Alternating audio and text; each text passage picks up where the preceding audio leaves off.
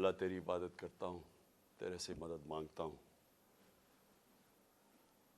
میرے پاکستانیوں، آج میں آپ سے جو بات کرنا چاہتا ہوں وہ جو میں نے آج سے 11 مہینے پہلے اپنی کیمپین شروع کی تھی حقیقی آزادی کی۔ میں پھر سے آپ کو اور میں خاص طور پہ اپنے نوجوانوں کو یہ بتانا چاہتا ہوں کہ دیکھیں حقیقی آزادی ہوتی کیا ہے۔ میں کافی آپ کو سمجھا چکا ہوں، کیونکہ ایک ملک کا لیڈر ایک باپ کی طرح ہوتا ہے۔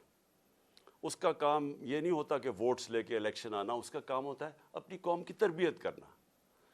تو میرا ایک تجربہ ہے، 70 سال میری عمر ہے، ساری دنیا میں پھر چکا ہوں۔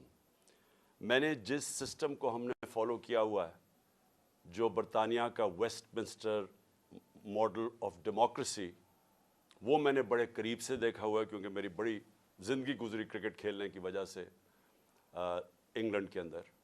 اور میں نے پڑھا بھی پولیٹکس تھا، اور پولیٹیکل ہسٹری میرا سبجیکٹ بھی تھا۔ تو میں صرف آپ کو یہ بتانا چاہتا ہوں کہ میں نے ساری دنیا کے سسٹمز دیکھ کے جب اپنی تحریک شروع کی تھی، آج سے اب تقریباً 27 سال اگلے سال ہو جائیں گے، اس کا میں نے نام رکھا تھا انصاف کی تحریک۔ انصاف کی تحریک وہ ہے جس کو کہتے ہیں رول آف لا، قانون کی حکمرانی۔ اور میں نے اس لیے شروع کی تھی کہ میرا ساری دنیا کا تجربہ یہ تھا کہ پاکستان کا مسئلہ ہی صرف ایک ہے، ہمارے انصاف نہیں ہے، ہمارے قانون کی حکمرانی نہیں ہے۔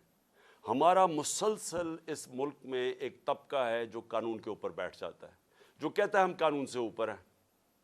مارشل لا لگاتے ہیں تو سارا آئین ختم ہو جاتا ہے۔